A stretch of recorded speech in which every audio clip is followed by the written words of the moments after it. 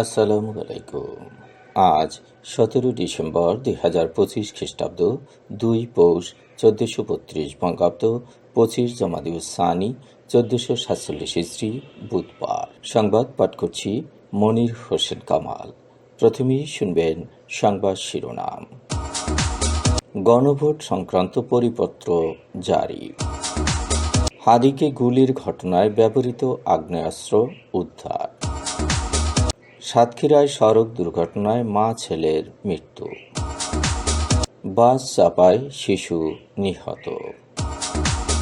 বিদ্যুৎস্পৃষ্ট হয়ে নারীর মৃত্যু।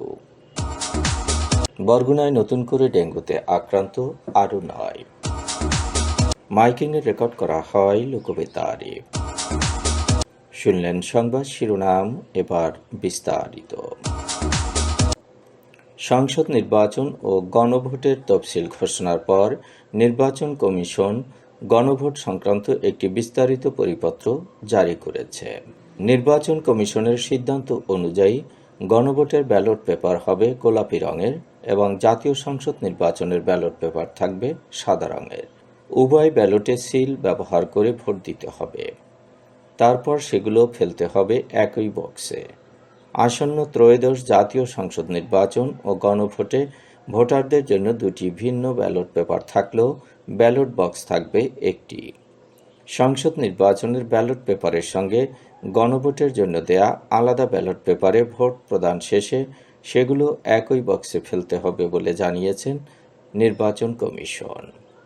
আগামী 12 ফেব্রুয়ারি 2026 একই দিনে ত্রয়োদশ জাতীয় সংসদ নির্বাচন ও গণভোট অনুষ্ঠিত হবে। ভোট গ্রহণ চলবে সকাল 7:30 থেকে বিকেল 4:30 পর্যন্ত। ইনকিলাব মঞ্চের আহ্বায়ক ও ঢাকা 8 আসনের সম্ভাব্য স্বতন্ত্র সংসদ সদস্য প্রার্থী শরীফ ওসমান হাদিকে গুলির ঘটনায় ব্যবহৃত আগ্নেয়াস্ত্র উদ্ধার করেছে র্যাব। নরসিংদী সদর থানা এলাকার একটি বিলে পানির ভিতর থেকে এসব অস্ত্র ও গোলাবারুদ উদ্ধার করা হয়। মঙ্গলবার রাতে র্যাবের পাঠানো এক বার্তায় জানানো হয়, অভিযানে ঘটনাস্থল থেকে দুটি বিদেশি পিস্তল, দুটি ম্যাগাজিন, একটি খেলনা পিস্তল এবং 41 রাউন্ড গুলি উদ্ধার করা হয়েছে। এ সময় ফয়সাল নামে একজনকে আটক করা হয়। পাশাপাশি গুলির ঘটনায় প্রধান সন্দেহভাজন ফয়সাল করিম মাসুদের বাবা ও মাকেও গ্রেপ্তার করা হয়েছে। শরীফ ওসমান হাদিকে গুলি করার ঘটনায় সন্দেহভাজন ফয়সাল করিম মাসুদের শ্যালক ওয়াহিদ আহমেদ ওরফে শিপুর দেয়া তথ্যের ভিত্তিতেই নরসিংদীর ওই বিলে অভিযান চালানো হয়। ওয়াহিদ আহমেদের বাড়ি, যা ফয়সাল করিম মাসুদের শ্বশুর বাড়ি, নরসিংদী সদর থানা এলাকায় অবস্থিত। এর আগে রোববার ফয়সাল করিমের স্ত্রী পারভিন সামিয়া ও শ্যালক ওয়াহিদ আহমেদকে গ্রেপ্তার করা হয়। পরদিন আদালত তাদের 5 দিনের রিমান্ড মঞ্জুর করেন। এর আগে রাজধানীর আগারগাঁয়ের কর্নেল গলিতে ফয়সাল করিমের বোনের বাসায় এবং পাশের ভবনের মাঝের ফাঁকা স্থান থেকে দুটি ম্যাগাজিন, 11টি গুলি ও একটি চাকু উদ্ধার করা হয়। গত 12 ডিসেম্বর দুপুরে রাজধানীর পুরানা পল্টনের বক্স কালভার্ট রোডে বিজয়নগর এলাকায় শরীফ ওসমান হাদি একটি রিকশায় করে যাওয়ার সময় মোটরসাইকেলে আসা 2 ব্যক্তির একজন তাকে লক্ষ্য করে গুলি করে পালিয়ে যায়। গুলিতে মাথায় গুরুতর আহত হন হাদি। এ ঘটনায় ফয়সাল করিমের স্ত্রী, প্রেমিকা ও শ্যালকসহ 7 জনকে গ্রেপ্তার করে রিমান্ডে নিয়েছে পুলিশ। সাতক্ষীরার তালায় ট্রলি, মাহেন্দ্র ও মোটরসাইকেলের ত্রিমুখী সংঘর্ষে মা ও ছেলের মৃত্যু হয়েছে। এ ঘটনায় আহত হয়েছেন 8 জন। গতকাল দুপুরে খুলনা সাতক্ষীরা মহাসড়কের পাটকেলঘাটা থানার ভৈরবনগর মোড় এলাকায় এ ঘটনাটি ঘটেছে। নিহতরা হচ্ছেন সাতক্ষীরা সদর উপজেলার সাকরা গ্রামের আব্দুস সালামের স্ত্রী শারমিন ও তাদের ছেলে মোস্তাকিন।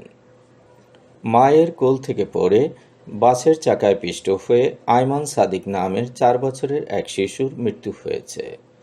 খুলনা মহানগরীর দৌলতপুর থানাধীন দৌলতপুর ট্রাফিক মোড়ের পার্শ্ববর্তী গতিরোধকের ওপার এ মর্মান্তিক দুর্ঘটনাটি ঘটেছে। ঘটনার পরপরই পুলিশ ইমাদ পরিবহনের বাসটি আটকের পাশাপাশি বাস চালককে গ্রেপ্তার করেছে। পাবলার নিজ বাড়ি থেকে দুটি রিকশাযোগে দৌলতপুরের দিকে যাচ্ছিলেন শিশু আয়ান সাদিকের বাবা মা ও বড় বোন। সামনের রিকশায় মায়ের সঙ্গে দুই সন্তান ও পিছনের রিকশায় ছিলেন শিশুটির বাবা। সামনের রিকশাটি দৌলতপুর আকাঙ্ক্ষা টাওয়ারের সামনের গতিরোধকের সামনে পৌঁছলে পেছন থেকে ইমাদ পরিবহনের একটি বাস রিকশাটিকে ধাক্কা দিলে শিশু আয়মান সাদিক তার মায়ের কোল থেকে ছিটকে পড়ে যায়। মুহূর্তের মধ্যেই বাসের চাকায় পিষ্ট হয়ে মারা যায় শিশুটি। ঝিনাইদহের শৈলকুপায় রাইস কুকারে রান্না করার সময় বিদ্যুৎ স্পৃষ্ট হয়ে আসিয়া খাতুন নামে এক গৃহবধূর মৃত্যু হয়েছে। মঙ্গলবার রাতে মিনগ্রাম এলাকায় এ দুর্ঘটনাটি ঘটেছে। নিহত আসিয়া খাতুন ওই গ্রামের মামুন শেখের স্ত্রী। মঙ্গলবার রাত 9টার দিকে আসিয়া খাতুন নিজ ঘরের রান্নাঘরে রাইস কুকারে রাতের খাবার রান্না করছিলেন।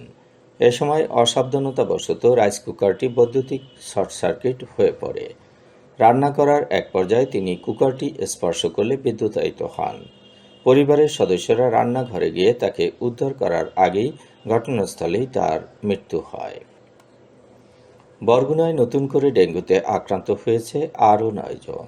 এ নিয়ে জেলায় মোট আক্রান্তের সংখ্যা ৯,৭০৪ জন।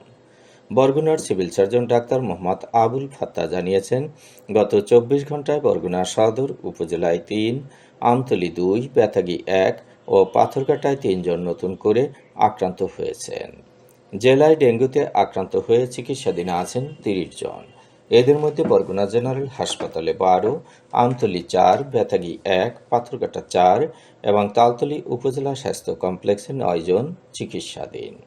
এখন পর্যন্ত বরগুনা সদর উপজেলায় 7,411, তালতলী 333, বামনা 466, বেতাগী 249, আমতলী 192 এবং পাথরঘাটা উপজেলায় 1053 জন আক্রান্ত হয়েছেন।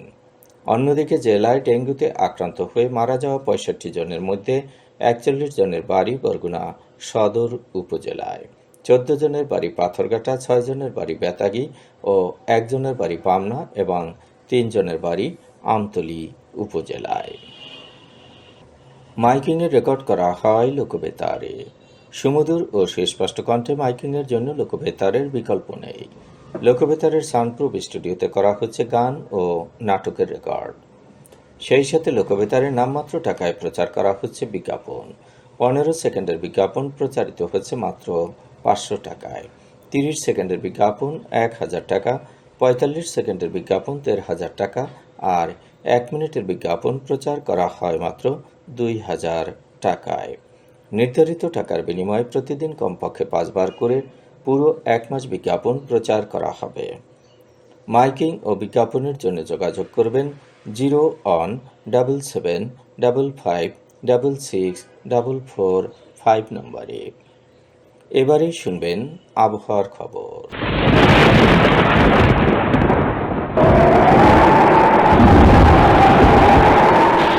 উপমহাদেশীয় উচ্চচাপ বলয়ের বর্ধিতাংশ পশ্চিমবঙ্গ এবং তৎসংলগ্ন এলাকায় অবস্থান করছে। মৌসুমের স্বাভাবিক লঘুচাপ দক্ষিণ বঙ্গোপসাগরে অবস্থান করছে। এর একটি বর্ধিতাংশ উত্তর পূর্ব বঙ্গোপসাগর পর্যন্ত বিস্তৃত রয়েছে। মেঘলা আকাশ সহ সারা দেশের আবহাওয়া শুষ্ক থাকতে পারে। রাত এবং দিনের তাপমাত্রা সামান্য কমতে পারে। আজ দেশের সর্বোচ্চ তাপমাত্রা ছিল টেকনাফে 31.8 ডিগ্রি সেলসিয়াস এবং সর্বনিম্ন তাপমাত্রা ছিল তেঁতুলিয়ায় 9.7 ডিগ্রি সেলসিয়াস। বরগুনার সর্বোচ্চ তাপমাত্রা 28.1 ডিগ্রি সেলসিয়াস, সর্বনিম্ন 14 ডিগ্রি সেলসিয়াস। আগামীকাল সূর্যোদয় হবে ভোর 6:35। সংবাদ শেষ করার আগে শিরোনামগুলো আবার পড়ি। গণভোট সংক্রান্ত পরিপত্র জারি। হাদিকে গুলির ঘটনায় ব্যবহৃত আগ্নেয়াস্ত্র উদ্ধার। সাতক্ষীরায় সড়ক দুর্ঘটনায় মা ছেলের মৃত্যু। বাস চাপায় শিশু নিহত। বিদ্যুৎ স্পৃষ্ট হয়ে নারীর মৃত্যু। বরগুনায় নতুন করে ডেঙ্গুতে আক্রান্ত আরও 9। মাইকিংয়ে রেকর্ড করা হয় লোকবেতারে। সংবাদ শেষ করার আগে জানিয়ে দিচ্ছি লোকবেতারে সংবাদ জানানোর মোবাইল নম্বর।